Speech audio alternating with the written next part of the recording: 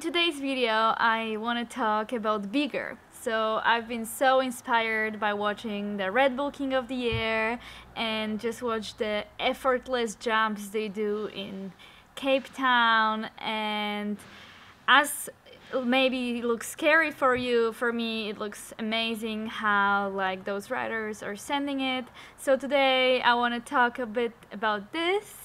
And I'm pretty sure not a lot of you know that back in 2005 I did compete in Red Bull King of the Air that was held in Poland, and first prize for that event was ticket to Hawaii to compete in the main event, Red Bull King of the Air.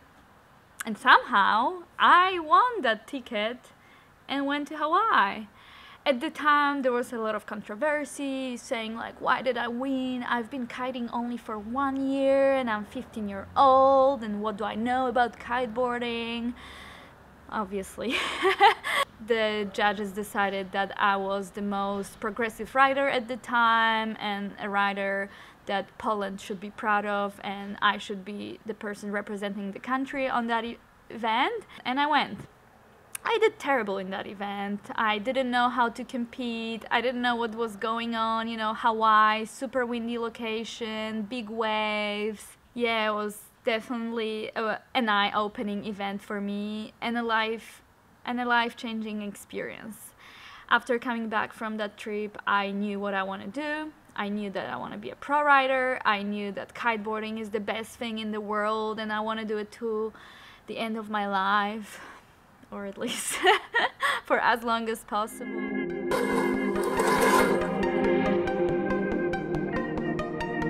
Anyways, that was the last time they held the event in Hawaii, because it was this time where they decided that bigger, it's not cool anymore. Now freestyle, which is wake style, is cool, and bigger is called old school, so it's not cool, it's just old school.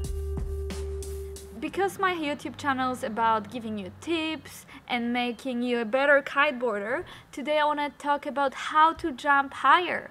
How is it possible that they go so high and I'm just barely taking off the water? First of all, technique. I feel a lot of you don't realize, but the pro riders at Red Bull King of the Air, they're really good because their technique has been mastered for so many years, and they've been really preparing to make that technique better and better with the years. So obviously it takes time. Technique is a good takeoff.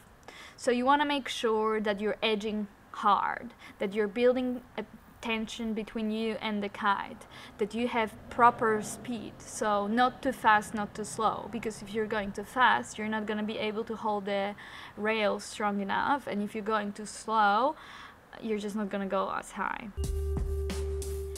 Another thing that is very important to jump higher is your gear.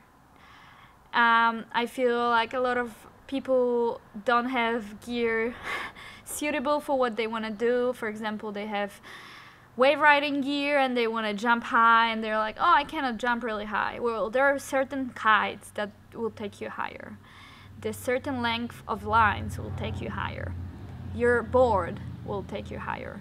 Length of your fin will take you higher.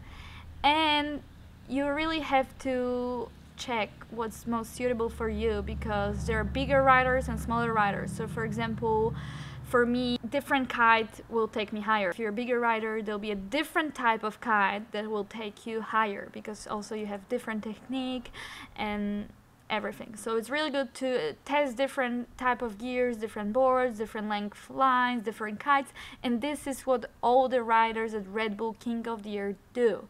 They check different setups, different fins, boots, foot straps, more rocker board, less rocker board, different type of kites, and this is the reason they go so high, because they went through so much gear and then decided this thing takes me higher, so I'm gonna use this thing. But then you can see the other riders, they have a completely different type of kite, different type of board, all different setup, and they say, well, this takes me the highest. So it's really a personal thing, and you really can do it by just simply going to demos and testing that gear for free.